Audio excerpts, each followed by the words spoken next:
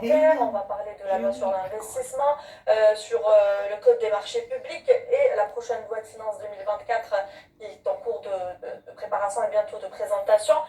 Est-ce que vous pensez qu'aujourd'hui, même si les textes d'application tardent à venir, est-ce que vous pensez que c'est un point positif quand même pour le quinquennat du président de la République? Bah, écoutez, si on n'a rien fait, ça aurait été quand même dommage et malheureux. Bah, on a quand même tenté de faire quelques réformes.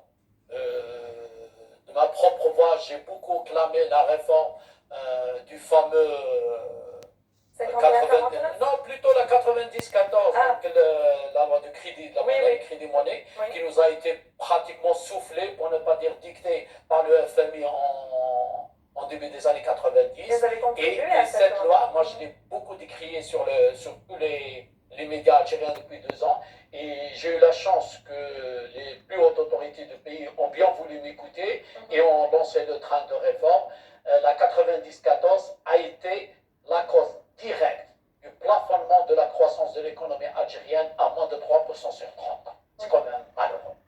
Cette loi a été dictée quasiment par le FMI et a été reprise par des relais, je ne vais pas dire le terme, je ne vais pas le dire d'ailleurs, je vais garder ma réserve, par des relais en interne et qui ont maintenu cette loi alors qu'on avait changé la Constitution plusieurs fois. Mais il y a du bon quand même, on est d'accord. Si je vous entends avec du négatif. Écoutez, sur le 90-14, il a plafonné la croissance de l'Algérie à moins de 3% pendant 30 ans. Donc, devant un monsieur témoin de l'histoire comme ça, et il aurait pu, d'ailleurs, je m'attends, entre guillemets, sur la question, et pourquoi vous n'avez pas réagi? Écoutez, on le décrit.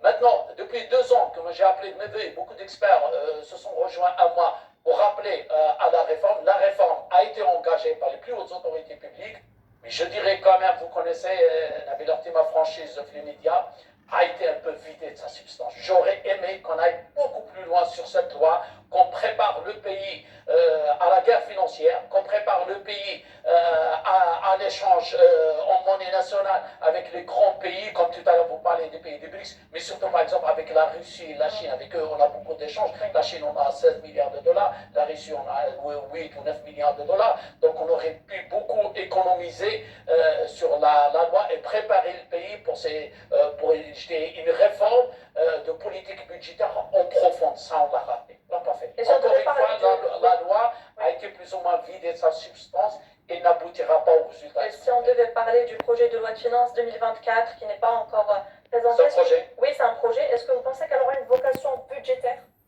Écoutez, je pense malheureusement, quelques chiffres qui m'ont pour que, chauffez la loi de finances, c'est pas sorcier. 15 chiffres et tous les concitoyens auraient compris de quoi il s'agit. Oui. Regardez, vous allez juger de vous-même. 106 milliards, ou 107, plutôt presque 107 milliards de budget de l'État, vous n'en avez que 65. C'est-à-dire vous déboursez 106 dollars et vous n'avez que 65 dollars en poche. Oui. Et le reste, vous allez emprunter aux enfants et à votre famille, et puis vous leur dites, marquez Fouhad, je ne rembourserai jamais. Grosso modo, c'est exactement ce qui est en train d'arriver. Je vais vous lire les grands chiffres. Regardez, la recette fiscale de l'État algérien. Combien l'État... Nous arrivons presque à terme de l'émission. Oui, combien l'État algérien, c'est ça, je pense qu'il m'écoutera là-dessus, parce que les chiffres risquent de lui faire froid au dos. Les recettes fiscales de l'État algérien, c'est 3,5 milliards de dollars. Le parafiscal, c'est-à-dire la CNAS, la CASNOS, la CNR, etc., elle ramène à l'État 13,2 milliards de dollars. Et puis le total des crédits que l'État alloue à lui-même, à ses propres caisses, aux wilayas et aux communes, 75% de l'État, il tourne à 903 millions de dollars, les wilayas tournent à 15 millions, et puis les communes tournent à 267 millions de dollars. Quand on va vers les gros agrégats, qu'est-ce qu'on retient? On retient que l'agriculture, grosso modo, en 2024, va nous ramener une richesse supplémentaire, c'est-à-dire d'argent en plus, en termes de plus-value. Elle va nous ramener 26 milliards de dollars, 26,6, je dirais 27. Allez, va nous ramener 27 milliards de dollars, les hydrocarbures vont ramener 45 milliards de dollars, l'industrie 15 milliards. C'est l'enfant pauvre de la machine économique algérienne, c'est dramatique, c'est vraiment dramatique. 15 milliards de dollars, c'est rien à côté d'autres pays, c'est vraiment malheureux. Il n'y a qu'à voir les Pakistanais, il n'y a qu'à voir les Malaisiens pour voir qu'on est largement plus loin. Ils font 300 milliards de dollars, alors que nous, on fait 65 milliards de dollars pour des petits pays. Allez, quelque part, vraiment, il y a un grand déséquilibre. Le BTPH, tout ce qui est bâtiment travaux publics, il va ramener grosso grosso modo 27 milliards de dollars, et les services, 124 milliards de dollars. Donc nous sommes grosso modo en situation, j'utilise le terme sur ma responsabilité, nous sommes en grande déséquilibre.